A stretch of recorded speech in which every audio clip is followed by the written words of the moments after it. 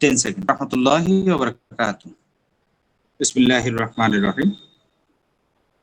Welcome everyone to Bangladesh Homeopathic Parishad regular online based advanced training class.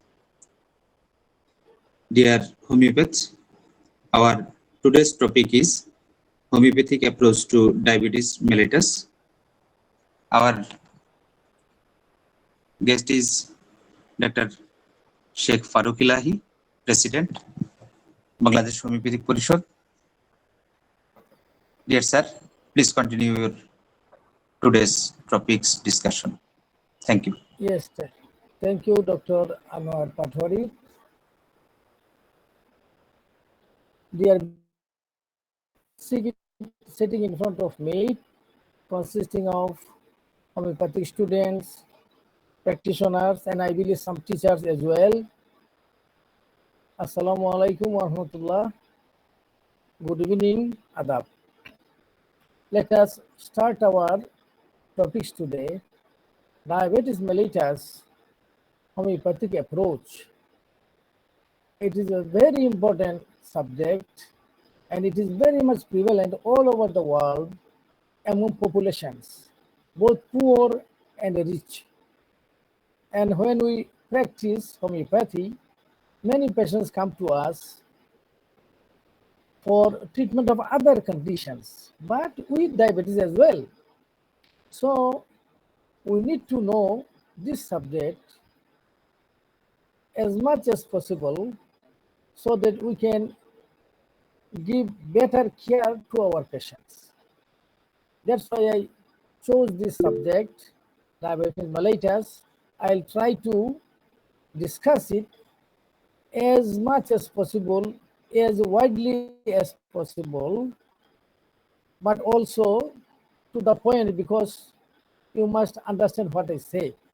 That's why I limit to my discussion to more practical, not theoretical consideration much. Maybe you may not understand.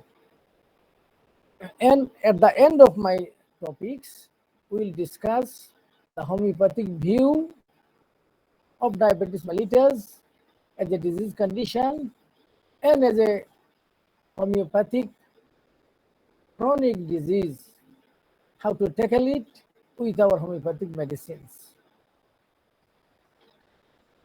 So before going to discuss diabetes mellitus, let us spend some time to the discussion of anatomy and physiology and pathology of pancreas and its juices or secretions, because at the end of the day, diabetes occurs due to malfunction of insulin, which is a hormone produced from the pancreas. So let us discuss little bit about first anatomy, then we go to physiology.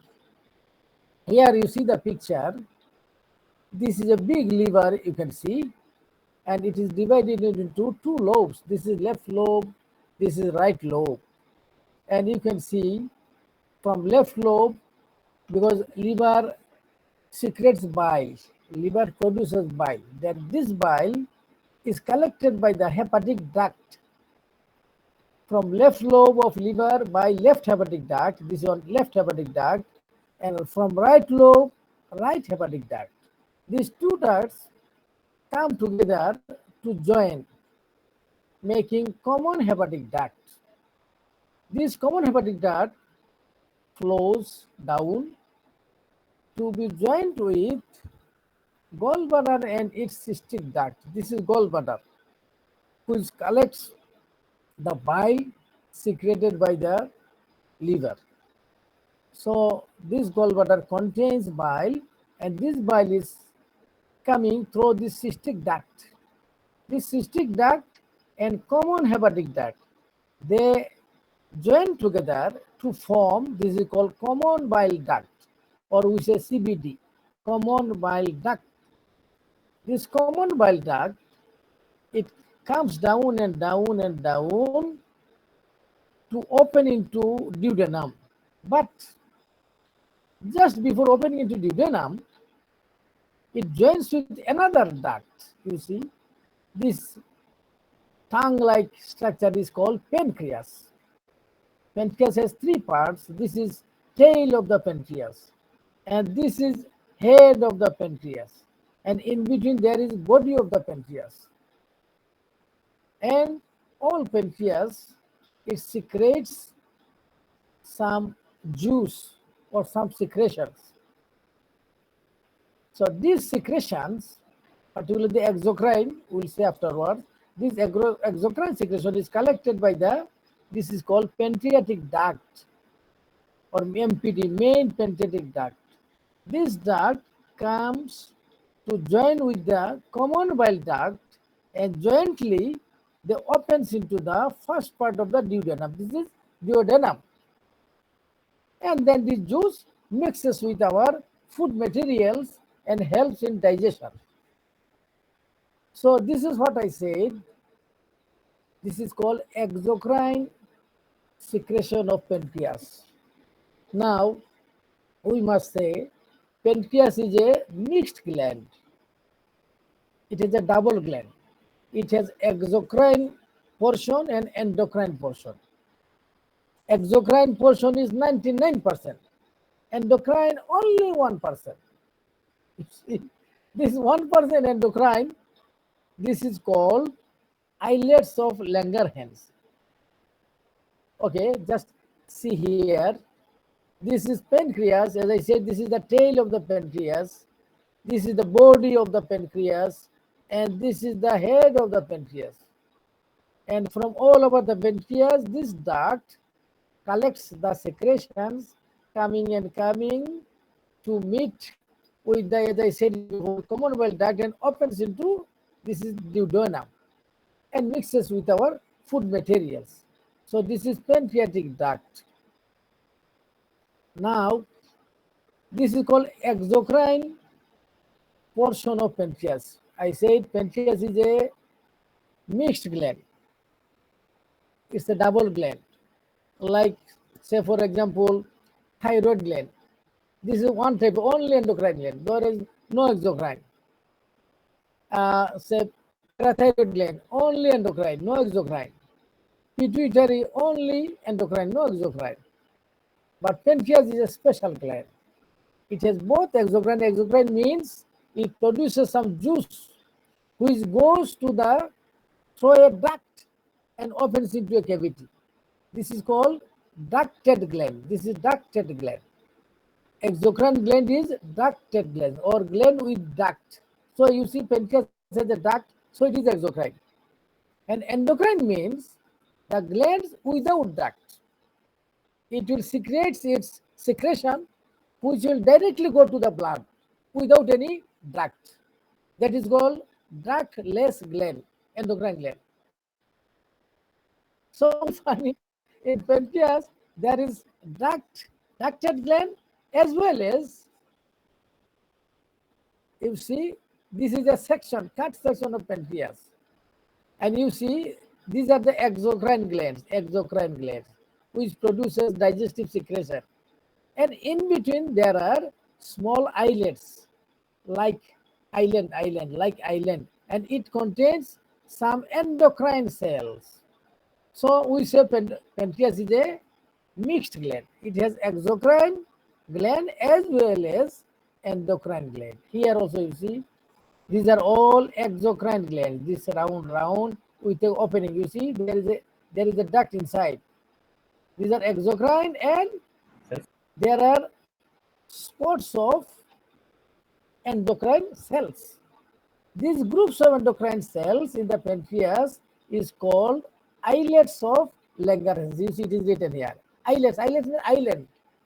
It's a big earth, and there are a big ocean, and there are some islets. It is something like this. So these are called islets of Langerhans. These islets of Langerhans, it contains mainly three types of cells. You see, its main cells are called beta cells. This green. These are called beta cells. And these beta cells, secrete insulin. Then you see there are black or blue cells. These are the blue cells. These are few. More is beta cells. Few are alpha cells. This is called alpha cell. Alpha cells also secrete one hormone. This is called glucagon. This is against insulin. This is you can say antidote or antagonistic to insulin. This is glucagon. And there are some other cells. These are called delta cells. Delta cells also secrete some hormone. We are not going to discuss it. We will discuss only these two. These alpha cells secrete insulin, beta cells secrete insulin, and this alpha cells secrete glucagon. Here you see, these are the alpha cells, beta cells. This reddish beta cells secrete insulin, and these bluish cells are called alpha cells. They secrete glucagon. These two hormones, just try to remember: glucagon and insulin. Insulin controls or suppresses glucose level in the blood, and glucagon does the opposite one. It increases the glucose level. Now let us come the slide before. We can also discuss something about this exocrine cell. These exocrine glands of pancreas, we say that they secrete some juice. These are digestive enzymes. These are digestive enzymes which helps digesting our food materials. In our food materials, there are main components: proteins, fat, and carbohydrate. And for each type of food, there is a specific digestive enzyme. For carbohydrate, there is amylase. For fat, there is lipase. And for protein, there is protease. These three types of enzymes secreted by exocrine gland of pancreas, and they come into the duodenum and mix with the food materials. And protease will take up protein, lipase will take up fat, and amylase will digest carbohydrate, and they will break them down to its finer products. So this is a little bit about the anatomy. We will discuss little bit about physiology and anatomy again in the next page. Now we come, what is diabetes mellitus? You know, there are another diabetes.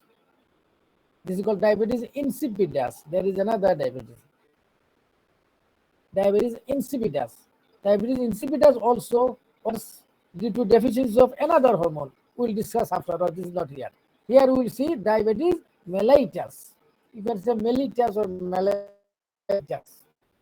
Diabetes mellitus, what is this? Glycemia. It means diabetes mellitus has hyperglycemia, means increased level of glucose in the blood. A diabetic patient will have high level of glucose in the blood. Why? Due to absolute and relative deficiency of insulin. Due to deficiency of insulin. If there is less insulin, the level of glucose will be high in the blood. If there is good amount of insulin, this will control the level of glucose to its optimum level. Now you see, this is called absolute or relative deficiency. Absolute means that actually there is deficiency. The insulin producing cells are less in number. They are, most of the cells somehow destroyed. That's why they secrete less amount. So this is absolute deficiency. What is relative deficiency? Relative deficiency means actually there is no deficiency of insulin. Insulin is there, but the action of insulin became resistant to the cells. শোনা যাচ্ছে না, সাউন্ডটা জোরে হলে ভালো হতো। The cells are resistant to the action of insulin. So this is called relative deficiency of insulin. So diabetes means there will be increased blood level of glucose due to insulin deficiency. So this is diabetes. Now I see the epidemiology. By epidemiology we means prevalence, mean how many people are affected by diabetes. So we see diabetes currently affects about, sorry it is wrong, 100 million Indians. This is not 1 million, this will be 100 million. Just wait.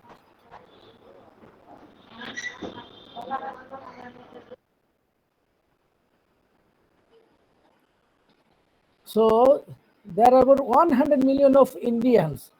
In India, it means 10 crores. But this is the statistics of some years before. Maybe now it is more. So if we see that there are 100 millions of Indians, which is more than 10% of adult population, it means they have, for every 10%, one has diabetes. If in a village there are 100%, then 10 will have diabetes. This is a big number, you see. Then among young and middle-aged adults, young persons, the prevalence of diabetes is about 7%. And pre-diabetes, it means this is pre-diabetic condition, that diabetes did not occur, but it is going to occur. These are again 5 and 6%. So ultimately 12%. And according to National Family Health Survey, this is the result. The average age of onset is 42 years. About 40 years, 42 years, one person usually suffers from diabetes. So because Bangladesh is near India, so this picture will be also prevalent, we can consider in Bangladesh. Now, type 2 diabetes mellitus will come afterwards. What is type 2 and type 2? Just you know, type 2 diabetes mellitus is getting more. If you consider the number of diabetic patients, type 1, type 2, you find type 2 patients are more. Why? Due to greater longevity, because people are now, they are surviving a longer time. Before, the usual survival time was 64 years, now 74 years. In Japan, it is about 85 years. So when a guy survives longer and longer, he has more chance of developing type 2 diabetes mellitus. Then obesity. Nowadays, people are working less, so they become obese. Then unsatisfactory diet. They take too much food. And sedentary lifestyle. Most of us, even we homeopath, even myself, I find many of the time I am sitting in the house, sitting in my chamber. So due to this sedentary lifestyle, we find this type 2 diabetes mellitus is getting more and more in our society. Now, let us come to physiology, which already I told to you, but just we repeat here. Pancreas is a mixed gland, as I said you before, both exocrine and endocrine. It has exocrine portion and endocrine portion. Endocrine gland contains about 1 million islets of Langerhans. You see, the whole pancreas contains 1 million islets, 1 million units of Langerhans scattered throughout the exocrine parenchyma. It is 1 million scattered throughout whole pancreas. The core of each islet consists of beta cells. I showed you. There are beta cells, there are alpha cells. Beta cells produce insulin. And alpha cells produce glucagon, I told you before. While islets of Langerhans make up only an estimated 1 to 2% of the total pancreas. So you see, out of whole pancreas, 99% is exocrine gland. Only 1%. This is endocrine, and which produce insulin, and for which we are saved from diabetes mellitus. Only 1% of pancreas. Now, hormones of pancreas, I told you before, but just repeat again. The main hormones secreted by the endocrine gland in the pancreas are, there are 3 hormones. One is insulin and glucagon. Insulin secreted by beta cells, glucagon secreted by alpha cells. And there is another insulin, this is called another hormone, this is called somatostatin. This prevents the release of insulin and glucagon. This controls the release of insulin and glucagon. So total, these three hormones are secreted mainly from the pancreas. Now, exocrine gland of pancreas, also I told you before, here we are repeating. The exocrine gland, what it produces? It produces digestive enzymes. These are trypsin and chymotrypsin or protease that digest proteins. Then amylase that digests carbohydrates, and lipase to digest fats. I told you before.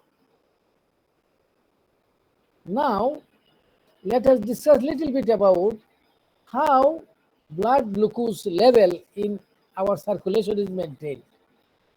We find in our blood, the normal level is, say, 7 millimole per liter, or you can say maximum is 120 milligram per 100 ml of blood, 120 milligram. It is always maintained constant. How it is maintained? Why it does not become 300, then again 50, something like this. But there is a constant maintenance of the level. How it is maintained? Now, let us say, the blood glucose is tightly regulated by a hemostatic mechanism. A balance is maintained between, you see, entry of glucose. The glucose comes into blood from two sources. One is from our food. We are taking food, it is going to our intestine. From intestine, glucose is absorbed into blood and it comes into the blood. So, from our food. And another source is by breakdown of glycogen from liver. Liver has a good store of glycogen, is the store potential for glucose. Glycogen breakdown, releasing glucose. So whenever there is less food or we are fasting, there is no glucose from the intestine. Then glucose comes from the liver. So in the blood, there are two sources for glucose. One is from intestine, from our food, and another from liver. So this is giving more and more glucose, and blood glucose level becomes more and more. But at the same time, this glucose is uptaken by our peripheral tissues, like our skeletal muscles. As we are working, our muscle needs glucose for its heat, for its energy. So these muscle cells take glucose from the blood. So blood level is reduced then. So intestine is giving glucose to the blood and muscle is taking glucose for its own need. So this is the way a constant level of blood glucose is maintained in the blood. We are taking food. This is giving more glucose to the blood, and our muscles and other body organs, they take this glucose for their own work. By this way, this maintain supply, say this is supply and use, supply and use. By this supply and use, this level is maintained. After our meal, when we take food, blood insulin level rises. Why? Because after you take food, the glucose level in the blood becomes high by the absorption from intestine. So insulin also needs to go high to control this glucose to its normal level. And what this insulin will do? This insulin will suppress the hepatic glucose production. It will say liver, don't produce glucose. It will forbid. And at the same time, it will ask skeletal muscle to take more glucose. It will stimulate skeletal muscle to take more glucose, and it will reduce glucose coming from the liver. So this is the way insulin maintains our blood level of glucose. Now let us see how diabetes occurs. Insulin maintains the blood glucose level. Then why diabetes comes? How it comes? Let us see. Etiology and pathogenesis. You know there are two types of diabetes mellitus. We say type 1 and type 2. We'll discuss it later on. In both types of diabetes mellitus, environmental factors interact with genetic susceptibility to determine which people develop the clinical syndrome and the timing of its onset. You see, for a person, if I need to develop diabetes, if God kept in my fate that I will develop diabetes, then what will happen? In my gene, there will be some change which will stimulate my organs to develop diabetes. So this is God gifted. Or you can say, if in our homeopathic terminology, this is from myasm. It comes. This dictation in the chromosome that you will have diabetes, but still I may not have diabetes. Though in my chromosome, though in my gene, it is written that I should have diabetes. Why? Because there is another factor. This is called environmental factor. So if I have diabetes in my gene, but I am a hard worker, I always do physical work, and I take less food, and also I take less fat, something like this. So I take a good way of lifestyle, good way of diet nutrition. Then though I have genetic susceptibility, another person has less genetic susceptibility, less, not much. But he takes more food. He has sedentary lifestyle. He does not make any exercise. Then he will develop diabetes, though he has less genetic susceptibility. So there are two factors playing with each other to indicate which people will develop diabetes and which will not. Now, type 1 diabetes mellitus. What is type 1 diabetes mellitus then? Just before going to discuss, I tell you, some person will lose their islets of Langerhans cells by some disease condition. You will have some disease, maybe autoimmune disease, maybe some viral disease, and which will destroy the insulin producing cells. And there is a threshold level for insulin producing cells. How many percent of cells should be present to prevent diabetes? So this one is about 70% of the cells. If by some disease a person loses 70% of islets of Langerhans cells, then his production of insulin will be such that it cannot maintain the blood level.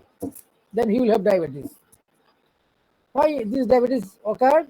Due to deficiency of insulin production by his pancreas. This is called type 1 diabetes. So type 1 diabetes occurs due to destruction of pancreatic cells and leading to less production of insulin, and for which diabetes will occur. This is type 1. Then what is type 2? Type 2 is that this guy has enough insulin producing cells.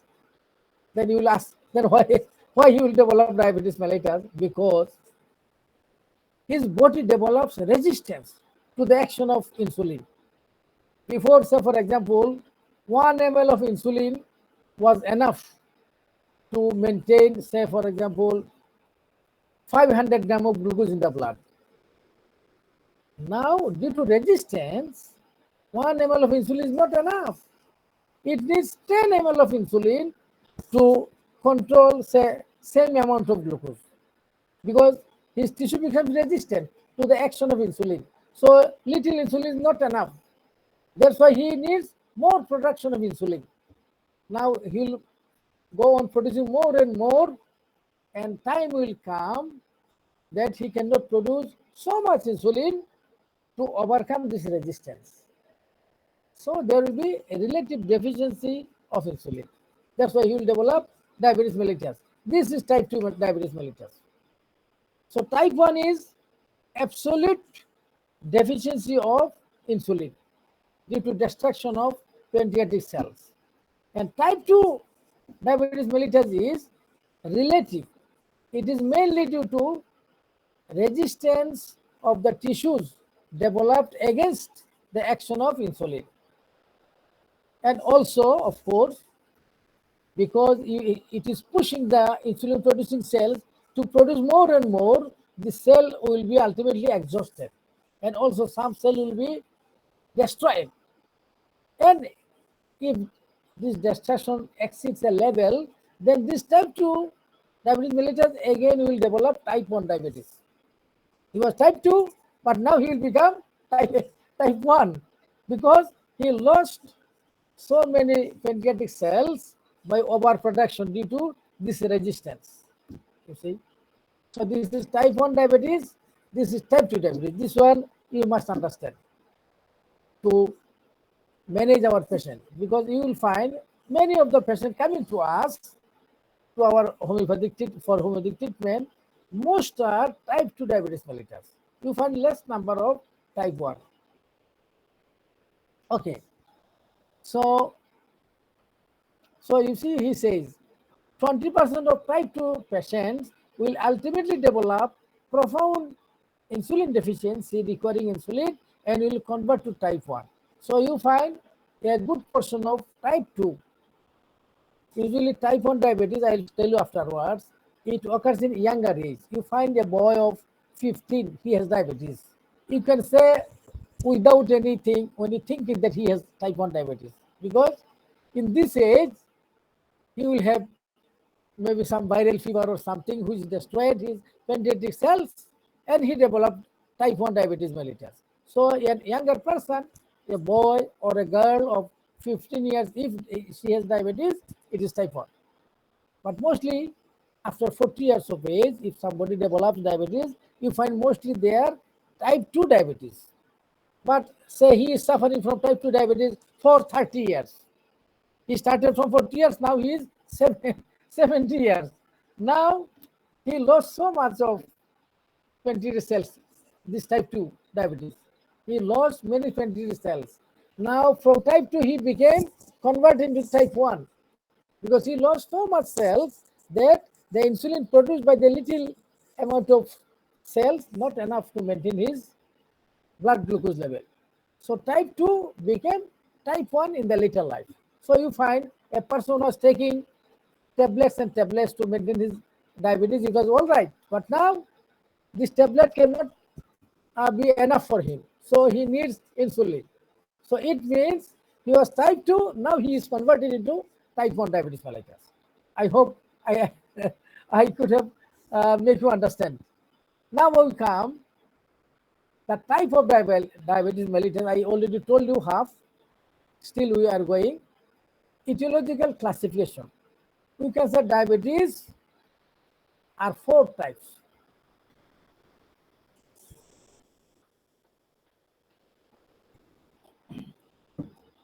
Diabetes are 4 types. Type 1 diabetes, type 2 diabetes, then secondary diabetes, then gestational diabetes. What is type 1, what is type 2? I already told you. Now let us come to secondary diabetes. What is secondary diabetes? Secondary diabetes means diabetes developed due to causes other than pancreatic disease. This is away from pancreas. By the disease of other organs, diabetes occurred. This is called secondary diabetes. So how it will occur? Say for example, if there is, you see, pancreatic disease like pancreatitis, pancreatic cancer, pancreatic fibrosis. So pancreas is going to be destroyed by some disease, or excess endogenous production of hormone antagonists to insulin. Say you see, this is called growth hormone. Growth hormone, say it is produced, say from the pituitary. Now if pituitary secretes excessive growth hormone, this will neutralize insulin, action of insulin. So ultimately there will be insulin deficiency because growth hormone is destroying insulin and insulin. So there will be relative deficiency of insulin. So diabetes will occur. So this diabetes not due to insulin deficiency, but due to excessive growth hormone produced by the pituitary. So this is secondary diabetes. Again, there is glucocorticoid. This is one hormone produced by adrenal cortex. If there is adrenal gland, adrenal gland, if there is a tumor in the adrenal gland and it is producing more and more glucocorticoid like cortisol, again this one will be antagonistic to insulin. So this will neutralize insulin and make the person diabetic, relatively diabetic. Then also thyroid, if somebody has thyroid tumor, he has thyrotoxicosis, hyperthyroidism. So excess thyroid hormone also neutralizes the action of insulin. So this person has insulin, enough insulin, but due to more thyroid hormones, this insulin action becomes not enough, insufficient. So he will develop diabetes. So these are all called secondary diabetes. Or some person, some person take corticosteroid, corticosteroid. A person having chronic bronchial asthma, chronic rheumatoid arthritis, or some neurotic disease, some eczema. So allopathic doctor will give him more and more steroid and steroid. And if he takes more steroid, then this steroid will again make secondary diabetes. It will neutralize the insulin action and the person will become diabetic due to taking more and more steroid. So these are all called secondary diabetes. So for the treatment of this diabetes, you will have to treat the offending organs, not the pancreas, not giving more and more insulin. So if you can treat and relieve the problem of the offending organs, his diabetes will be all right. Then another is called gestational diabetes. Gestational diabetes. What is gestational diabetes? We see when a lady becomes pregnant, we know in pregnancy there will be production of placenta. There is a placenta. And this placenta will secrete so much of hormones, placental hormones. And these placental hormones, again, like secondary diabetes, it is the action of insulin. So if too much placental hormones are produced, then this pregnant lady will develop diabetes. Why? Because this excessive placental hormone neutralizes her insulin. So she will develop diabetes. And it must be treated. And it must be treated by insulin. Because she is having relative deficiency of insulin. You cannot give her tablet. She will be treated fine. The doctor will give her insulin. And she must be treated well. Why? Because if her diabetes is not treated, it is unchecked, then she will develop a big baby, yes, 6 kg baby, which will never come through normal labor. And this baby will have so many problems. That's why if a lady, pregnant lady, develops diabetes during pregnancy, it is due to her pregnancy because the placental hormone secretes antagonistic hormones. So it must be treated by insulin, otherwise her baby will suffer. These are the things I already discussed. I don't want to tell much, but just I am reading it. Type 1 diabetes is a slowly progressive T-cell mediated autoimmune disease. Type 1 diabetes is an autoimmune disease. He has some viral fever and it produces some antibody in the body. This antibody again destroying the antigen of the some organs. And this antibody again is produced by the own organs of the person. So it becomes autoimmune. And this antibody will destroy the islets of Langerhans cells. So a person will have type 1 diabetes mellitus maybe at the age of 15 years, but nobody knows. Maybe he has some autoimmune disease in the body, and it causes the type 1 diabetes mellitus. And you see how much any autoimmune disease or viral fever or anything, it must destroy 70 to 90% of beta cells. Then only this guy will develop type 1 diabetes mellitus. So it is something like renal failure, you know. We know in renal failure, we have two kidneys. One kidney produces 1 million nephrons. So there are 2 million nephrons. And out of 2 million nephrons, more than 80% nephrons must be destroyed. Then this person will develop renal failure. We know it. A person to develop renal failure, complete renal failure, he needs to be destroyed 80% of his nephron. So here in type 1 diabetes mellitus, this autoimmune disease or viral antibody must destroy 70 to 90% of beta cells of the islets of Langerhans of the pancreas. Then this person will have diabetes mellitus. So when we see a person is having type 1 diabetes mellitus, we think that 90% of his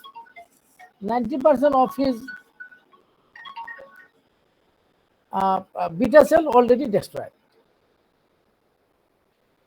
Okay, then genetic predisposition also we told. There are some genetic factors.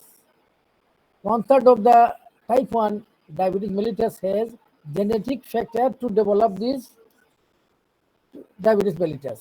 This is called, I am not going to discuss it more because maybe many will not understand. HLA halotypes DR3 and DR4 are found associated with this susceptibility. Just you know that there is some problem in his gene. This is genetic problem. And if this one will predispose him to type 1 diabetes mellitus. Then environmental factors. So this is genetic predisposition, and from the environment, you will have viral infection, mumps, rubella, cytomegalovirus. This viral infection will develop some antibody which will kill islets of Langerhans cells, and also some dietary factors. Bovine serum albumin of cow's milk. That's why many persons, they don't give cow's milk to their small baby because cow's milk may have some antibodies. This bovine serum albumin, this is BSA, and this triggers type 1 diabetes mellitus sometimes. So these are the factors which cause type 1 diabetes mellitus. Just you want to know that in type 1 diabetes mellitus, by some cause, maybe genetic or environmental, that there are 70 to 90% of islets of Langerhans cells become destroyed. So it cannot produce enough insulin. That's why this person will have diabetes mellitus. This is enough.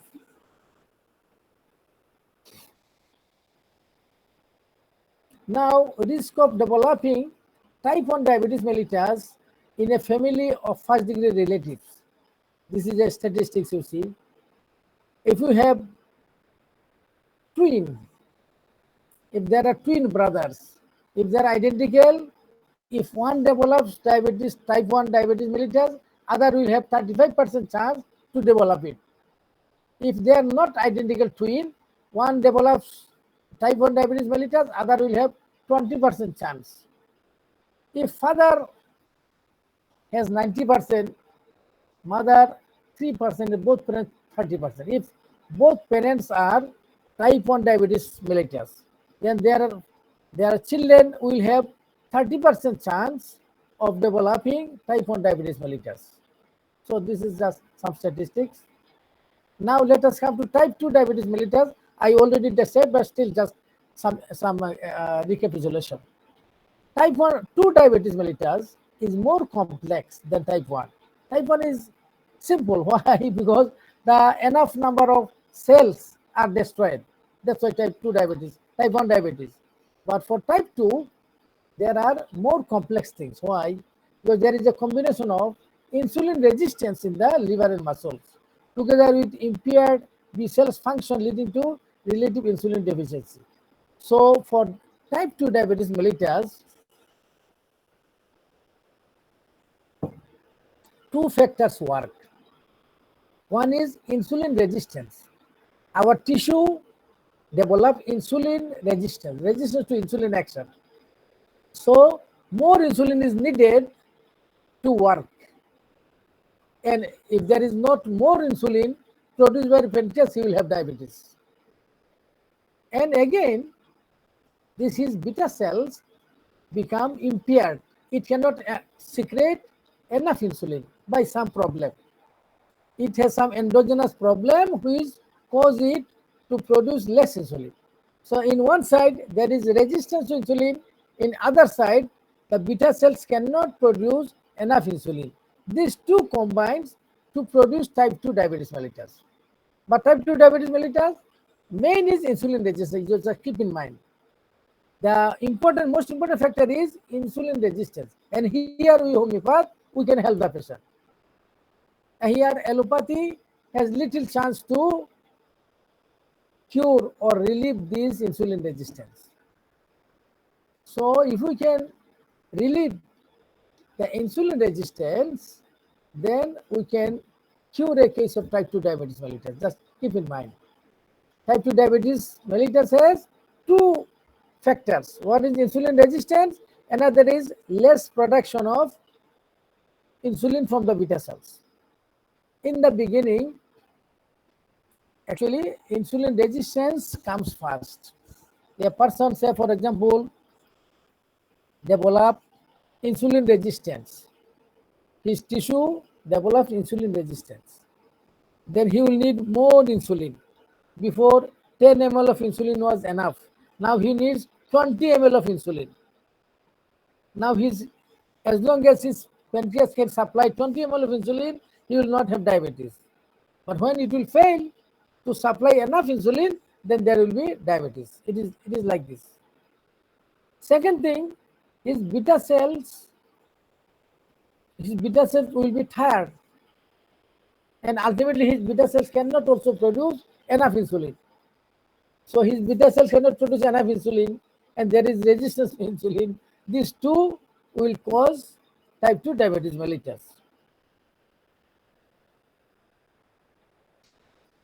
Another thing to know, that type 2 diabetes mellitus, a person having type 2 diabetes mellitus has, this is called comorbidities, a number of other disease conditions with diabetes.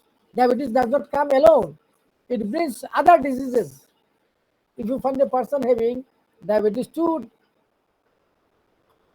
type 2 diabetes mellitus, you will find he has obesity, he is fat.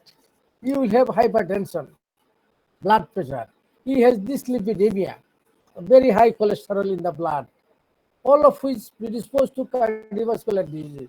And this all together will cause cardiovascular disease. It will cause block in the coronary artery. And he will have heart disease and he will die of heart attack even. So type 1 diabetes has less comorbidity, but type 2 diabetes people will have more disease together. What are the disease conditions? Obesity, blood pressure, high cholesterol, high lipid, and more incidence of heart disease. So when a person is having diabetes, we tell him to take great care of diabetes so that he can be free of heart disease, he can be free of this blood pressure and its complications. Now gestational diabetes, I already told you, during pregnancy, insulin sensitivity is reduced. So placental hormones. Placenta produce so many hormones which are antagonistic to insulin. That's why a pregnant lady, sometimes they develop diabetes. Now, if a lady develops diabetes for the first time during the pregnancy, she will have more chance to develop same diabetes again in the next pregnancy. And you will find after 2 or 3 pregnancies, she will have permanent diabetes. Usually in the first pregnancy, diabetes occurs, she is treated by insulin. After delivery, she becomes free. She will not have diabetes. But Second time when she will be pregnant, she will have diabetes. And maybe after second or third, she will have, you see, it is written, 80% women with gestational diabetes ultimately develop permanent diabetes, 80% of the women. So if a woman has gestational diabetes, you must take care after the delivery. You must make a follow-up so that she develops or not diabetes mellitus. Now, a good point we'll discuss now. These are all the types of diabetes, classification of diabetes, and this and that. Now we are discussing one topic, how diabetes presents. How can you know that a person is having diabetes? How diabetes comes to be diagnosed in a patient? So we say how it presents in the patient. So we have here about 4 ways of presenting diabetes. Number 1, asymptomatic patient. A person is having diabetes, but he never knows. How he knows? Maybe he came for something else in the hospital and the doctor told him to do urine test. And in his urine there are 4 plus or 3 plus glucose. So he becomes worried, then they will write for him blood test for diabetes, and then they find that he is having diabetes. So these are called asymptomatic. Patient was having no symptoms. Only by chance he had or he was diagnosed that he has diabetes mellitus. So this is number 1. This is most of the cases. You never know that you have diabetes, but you did a urine test and you find that you have diabetes. Now again, during severe illness, as stress hyperglycemia, like if you have severe infection, maybe you have pneumonia, you have, say for example, some infection, some septicemia. So during severe infection, that time there is a stress hyperglycemia. That time glucose becomes more in the blood. So when you test the blood, you find that you have diabetes. Before this infection, this person did not know that he has diabetes. Only due to this infectious condition, or maybe he has myocardial infarction. He has heart attack. Before heart attack, he never knew that he has diabetes. During heart attack, this is a stress condition. By stress, his dormant diabetes became prominent and he was diagnosed. So this is number 2. Number 3, as an emergency condition, like a patient came with coma, diabetic coma. You don't know that he has diabetes. The patient was unconscious and he was brought to the hospital. Then hospital, of course, they will do the routine test. They will do urine test, blood test, and then they will find that he does not have only diabetes, he has diabetic complication, diabetic ketoacidosis or hyperosmolar coma.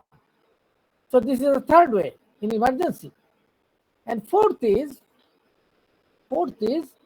this is a person will develop typical symptoms. First one, the patient may develop, he will say, I have more thirst and I have dry mouth. I need to take more and more water and I pass more urine, and also at night I cannot sleep. 3 to 4 times I get up to pass urine and I become very tired, and I lost my weight, say 8 kg weight by 2 months. He will say something like this. And I see some blurring of vision. My vision becomes poor. Then a lady will say she will have vaginal itching. Somebody will say, oh, I have many boils and abscess occurring in my body. Many boils. Or one will say, nowadays I am very hungry. I am very much hungry. I need more food. And some person has mood change, irritability. These are the normal symptoms of hyperglycemia, of diabetic patient. So by this symptom also, you can diagnose a person that he is having diabetes. Mostly some patient comes to us, the doctor, last 2 months I lost 10 kg of weight, 10 kg of weight last 2 months. Now, there are 4 causes of sudden weight loss by a patient, by a person. 4 causes.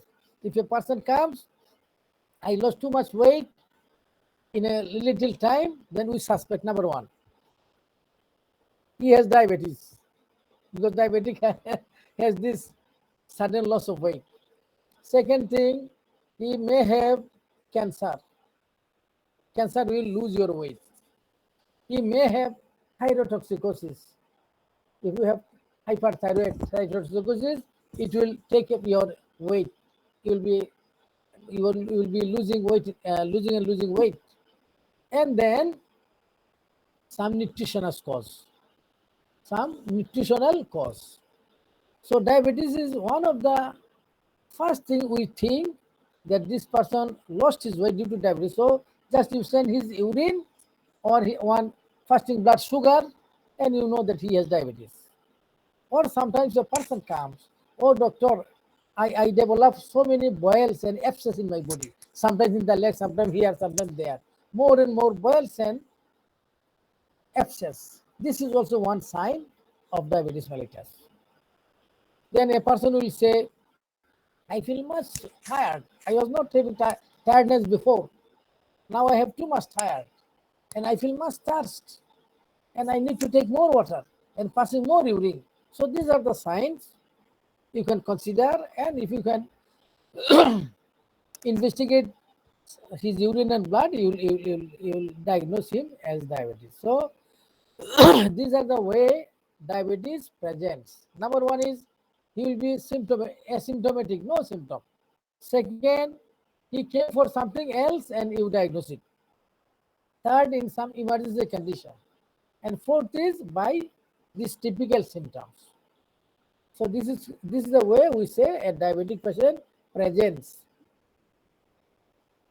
Now, this page we will discuss, then we will finish today. Now, how to confirm the diagnosis of diabetes mellitus? I'll tell you today, because a homeopath is like a GP of allopathic practice.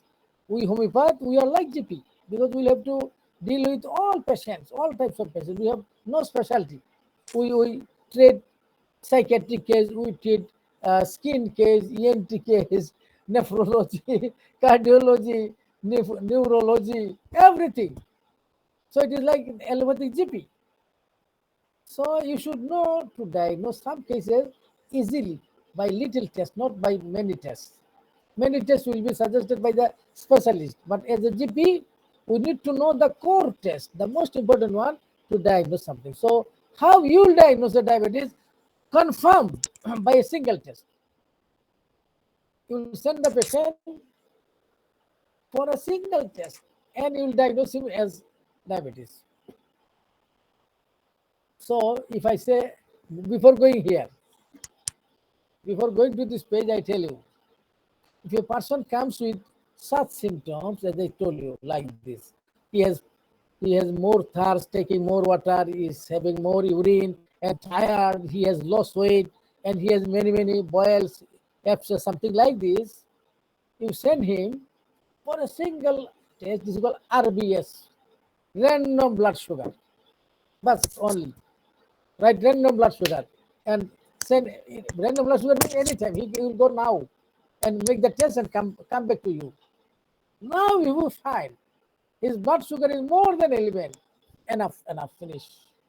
You can diagnose with confirmation that he has diabetes by a single test, by one RBS. If it is more than 11 millimole, or say 199 milligrams, so 200 milligram per DL. This is the single test, you can diagnose it. Bye. But we should know the details, because diabetes, we cannot dispose this case like anything. We must know in details how to go for investigation step by step. So we say when diabetes is suspected, but diabetes can be confirmed by a random blood sugar, just I told you. By a random blood sugar means RBS, which should be more than 11. Then it is confirmed. Now, if the RBS is elevated but not diagnostic, you find that the lowest level is 7. Now you find it is 9, not 11. Then what you will say? Lowest is 9, but he has 9. So you will have to, you cannot tell him that he has diabetes. So you'll have to you will have send him for more tests. Either it is called OGTT, oral glucose tolerance test, or by a fasting blood sugar. If it is more than 11, okay, finished. He has diabetes. It is less than 11, more than 7, in this range. Then he needs one test more. You send him for a FBS, fasting blood sugar, or oral glucose tolerance test. Then this will confirm that he has diabetes or not. Now we come here, diagnostic criteria recommended by WHO. The WHO recommended this thing. So this is very important. We can know. Patient complains of symptoms suggesting diabetes. Any patient comes complaining of symptoms, as I said, you may suspect diabetes. Then what you will do? You send him for testing urine for glucose and ketones. Urine for glucose and ketone body. Then measure RBS or FBS. You may write RBS, you may write FBS.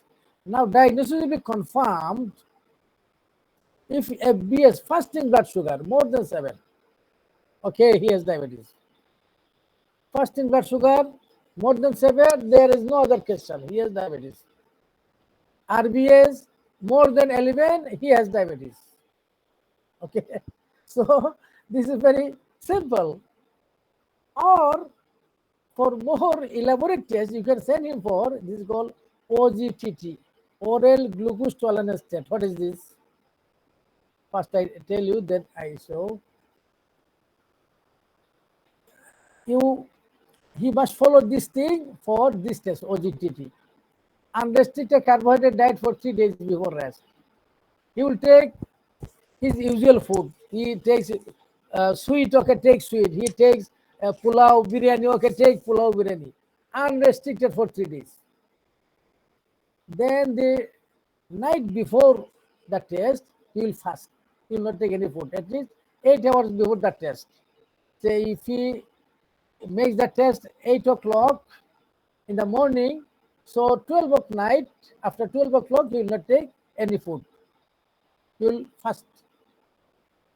Then 30 minutes before he tests, he must take rest. Say he has gone to the laboratory on the 3rd story.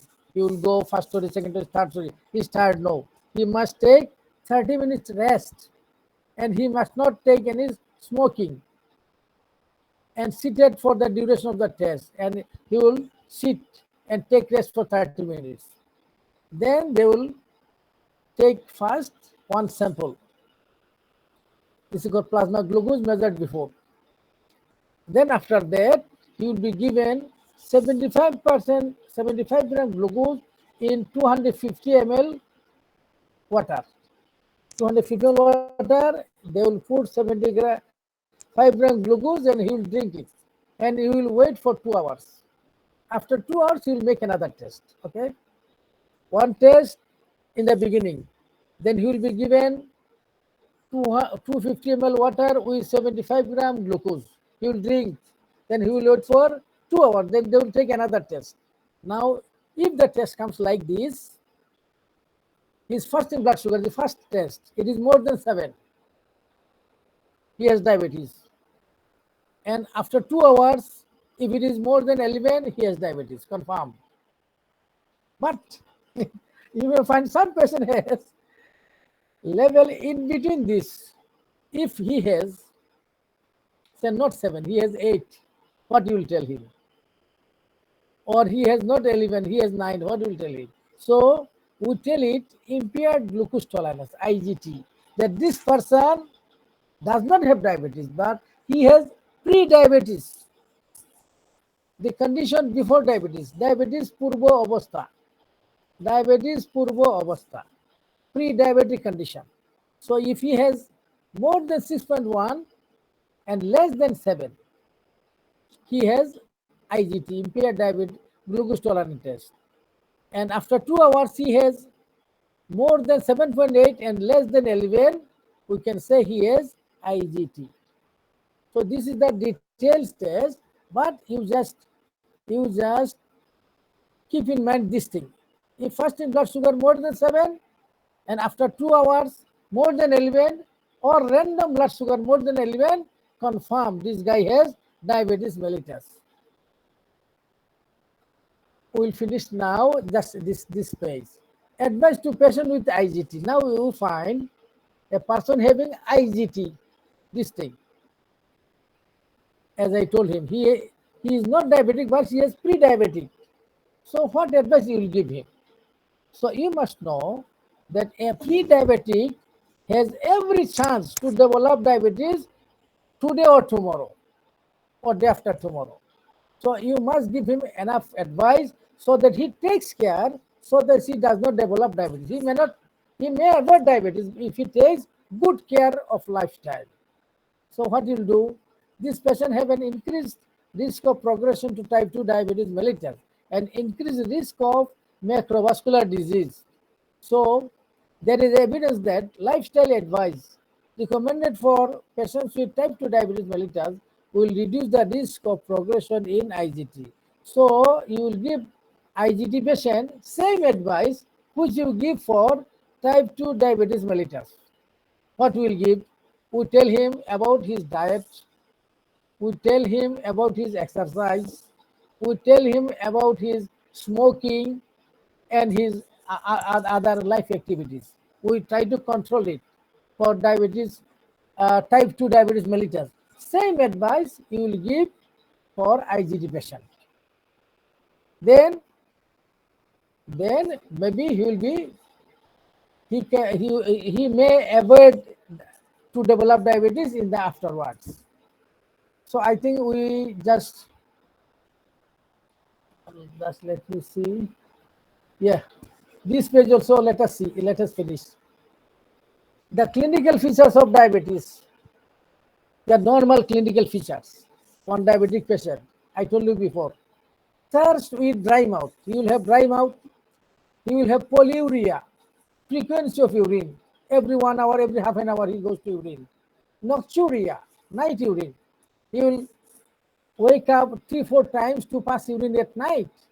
He has tiredness, fatigue, recent weight loss. He will say that I lost 8 to 10 kg by 2 months. Blurring of vision, pruritus valvi, itching in the vagina. Hyperphagia means excessive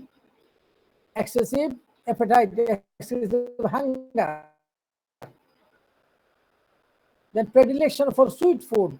He started eating sweet food more and more. Then he has mood change, irritability. These are the clinical features of diabetes. Now, here just we give a comparative differentiation between type 1 and type 2 diabetes, and we will finish today. Say typical age of onset. Type 1 diabetes usually before 40 years. You find 20 years, 25 years, 15 years girl or boys having diabetes. This is type 1 diabetes. Type 2 usually occurs after 50 years. 50 years, 60 years. If I develop diabetes, sure, this will be type 2 diabetes. Then duration of symptoms. You will find many months or years. Maybe he will have 5 or 6 year diabetes, but he does not know. So this is for type 2.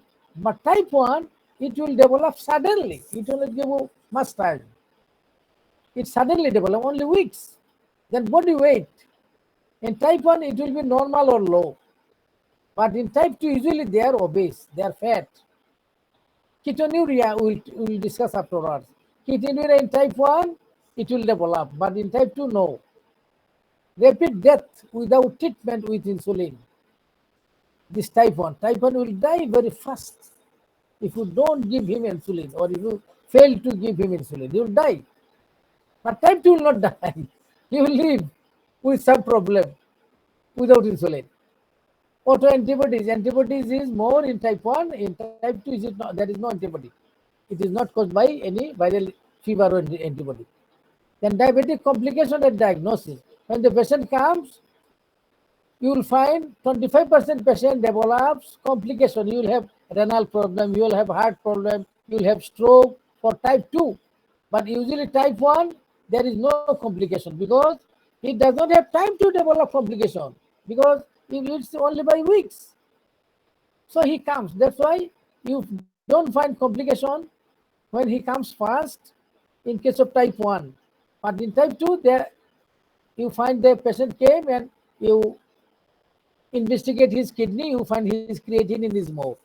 You investigate his heart, you find that he has old myocardial infarction for type 2. Then family history of diabetes. For type 2, you find it is very common. The person having type 2, he will say that my father had diabetes, my grandfather or mother all had diabetes. But usually in type 2, it is uncommon. Why? Because this is developed due to, as I said, by autoimmune disease, by viral fever. So it is not usually familial. Other autoimmune disease also common in type 1, but in type 2 this is uncommon. I think we will finish it today.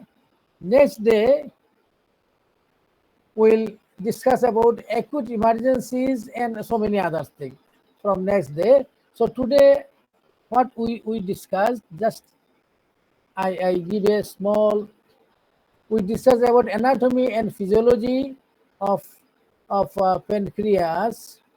We said the definition of diabetes mellitus. We said the prevalence of epidemiology. So we find at least 10% people have diabetes. If we have in a gathering 100 person, you can think that 10 of these 100 people have diabetes. Then we discussed about how diabetes develops, what is the role of insulin in developing diabetes, and what are the hormones of pancreas, what are the functions of exocrine glands of pancreas. Then we discussed about how the blood glucose is regulated by insulin and other mechanism.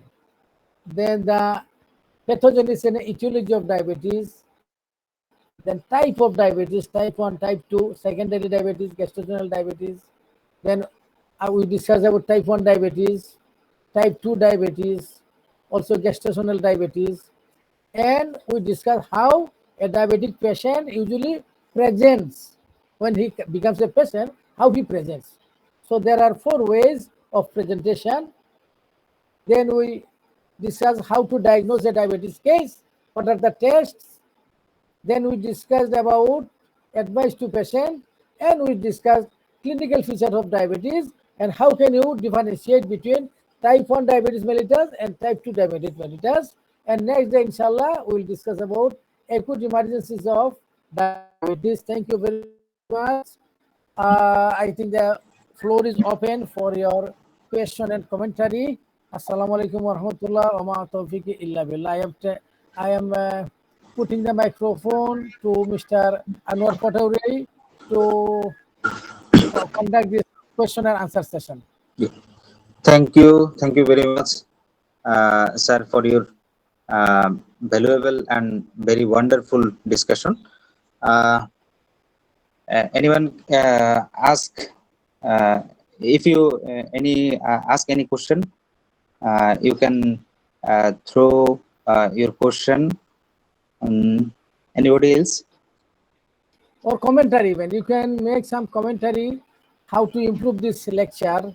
We will take your suggestion, because you see this is a new way of presentation in English, because in our country usually nobody discuss homeopathic subject in English. We started it so that our homeopaths become conversant with discussion of homeopathy in English, to listen, to talk, to write, and even to present.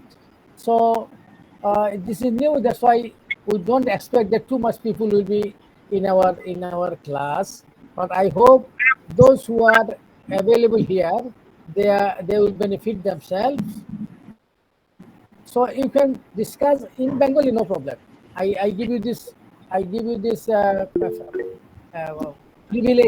that if you cannot make a comment or if you cannot make a question in English, just talk in Bengali. But I will give your answer in English. Thank you very much. No question at all. Hello, Amar Sahib. Let me speak. I find Dr. Rokibuddin, he wants to speak something.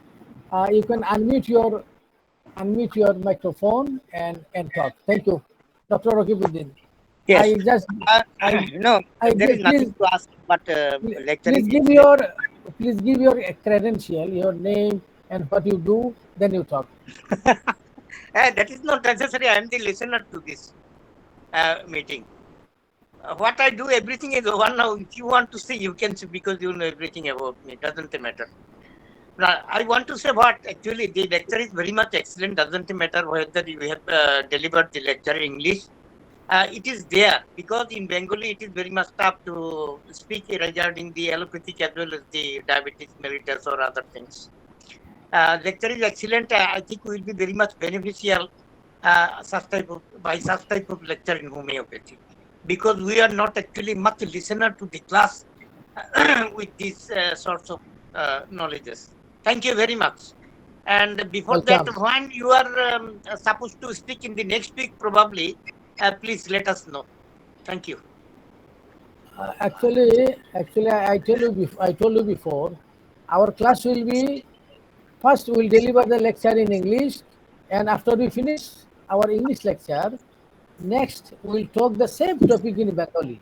So, who will be present in English class, and if you find that something you did not understand well, so when you will be present in our Bengali class, sure you will understand it double. That time. Thank you. Okay. Thank you. Thank you. Anybody else? Sir. Yes, Dr. Mridul Yes, Kantite. Yes, welcome. You have said after meal blood insulin level rises, but some cases we've seen blood insulin decreases after meal. What is the causes behind it? Blood insulin decreases after meal. After meal. Usually you see because there is a auto-regulation of glucose in the blood. I told you there is a mechanism because insulin does two-way action. It forbids liver to send more glucose. Also, it discourages the intestine to send more glucose. At the same time, it asks the muscles to take up more glucose for its action. That is the way it controls the blood. That's why we need insulin more and more that time. But after food, there is less insulin. I know I don't know it. I can give you the answer maybe in the next class. But if you know, you can discuss also. If you know the answer, you can discuss. Otherwise, in the next class, I will give the answer. If I participate, Dr. Saab, okay. What actually Dr. Midul asked you, it is probably very much rare, not it's very much common to everyone. Yeah. It might be very much rare case. Generally, after having food, the sugar generally increases. But the decrease condition. Where from you got that question? Dr. Midul, you can discuss, no problem. This is a discussion. Who said you this question? Or where from you got it? There are some patients of mine and they tested blood insulin several times. Every time we have seen is her blood insulin decreases after meal. Yeah, blood insulin will increase after meal. No. Decreases after meal. Sorry, okay, I shall show you. I shall show you some papers. No problem. I'll discuss with. I tell you, I have many friends of professor of endocrinology. Good, you have given a good question. I'll discuss with them, and the next class I'll give the answer. No problem. Okay, sir. Thank you. Okay, thank you. Anybody else? Dr. Ahmad Shibli is here. I don't see him. Hello. I think if Hello. nobody, we can finish up. It is 11 o'clock. Sir, Just sir, I tell you, Dr. just Shibbir, he's here. yes, Shibbir Ahmed, sir. Okay. Allow him. Yeah. Shibbir, you just unmute your Mic, sir. microphone. Yeah. Okay, Assalamu alaikum. Walaikum Thank salam you very wa much. Thank you very much for giving me the chance. So, Please your credential. Please tell what you are doing. I had been a professor of community medicine in Sylhet Osmania Medical College. I retired.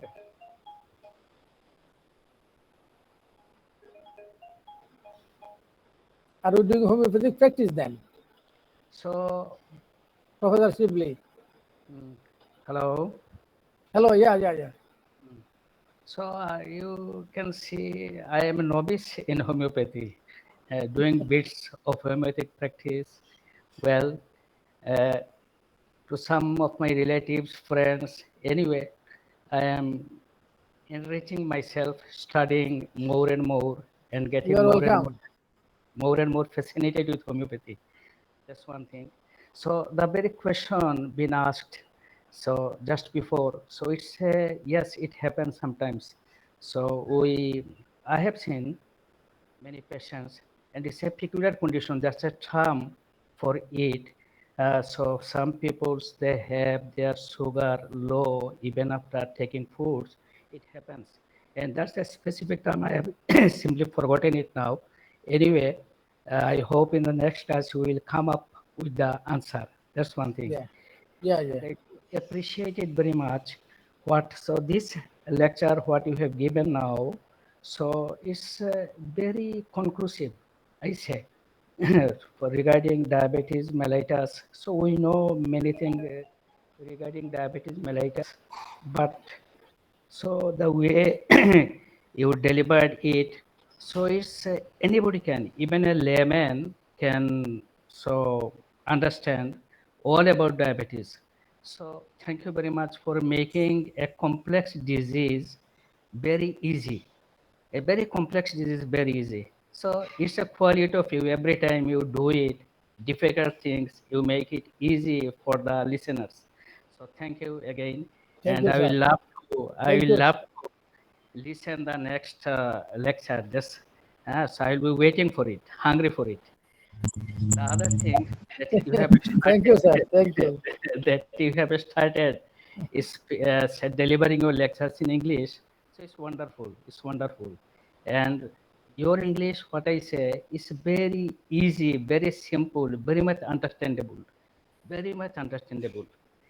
And for the homeopathic physician, I do believe what you have said. So it improves the skills in English.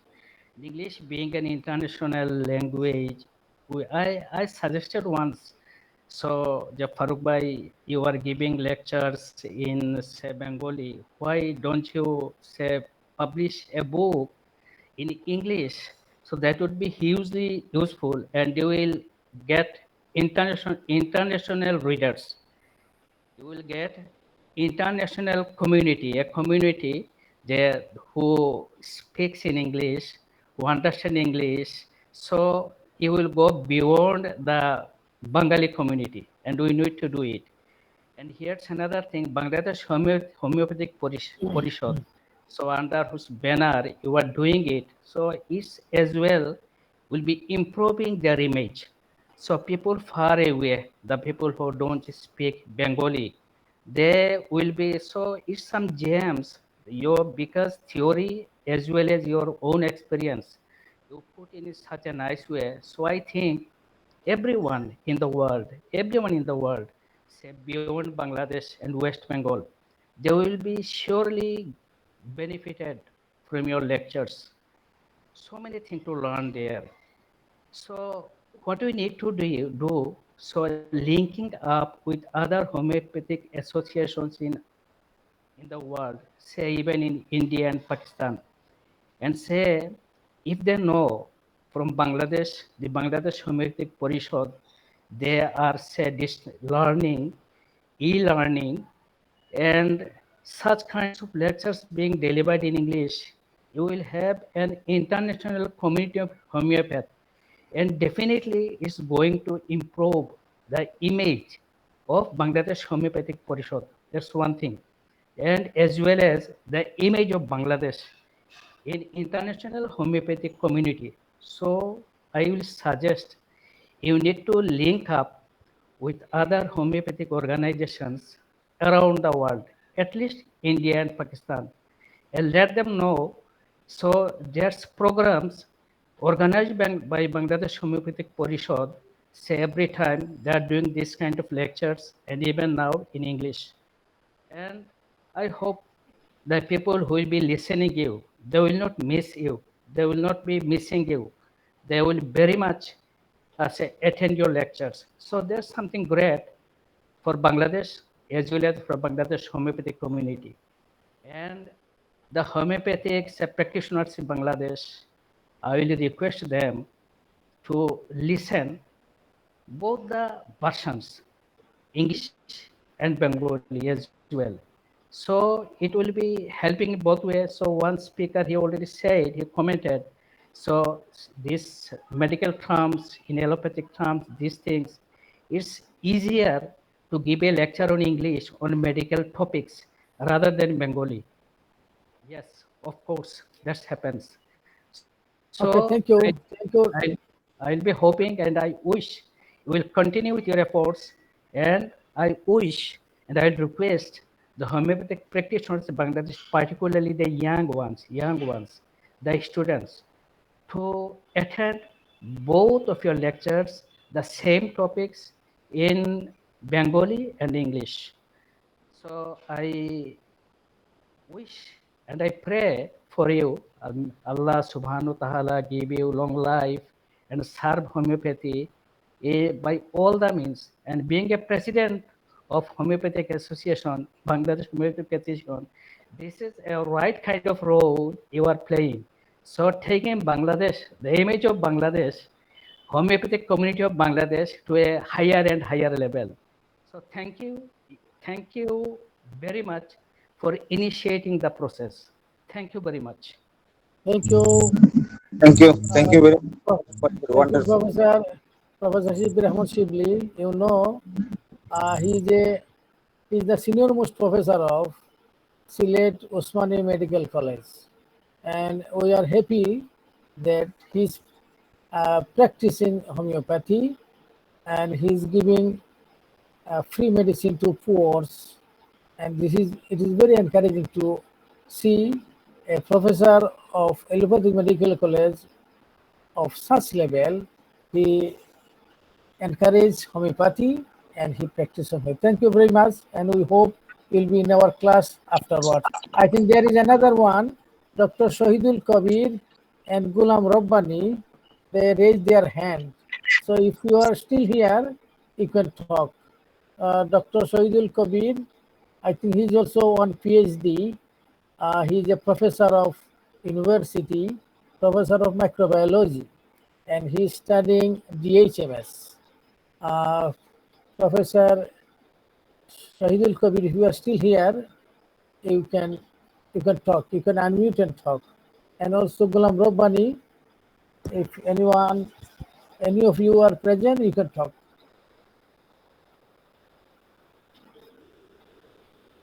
Faizullah, unmute and talk.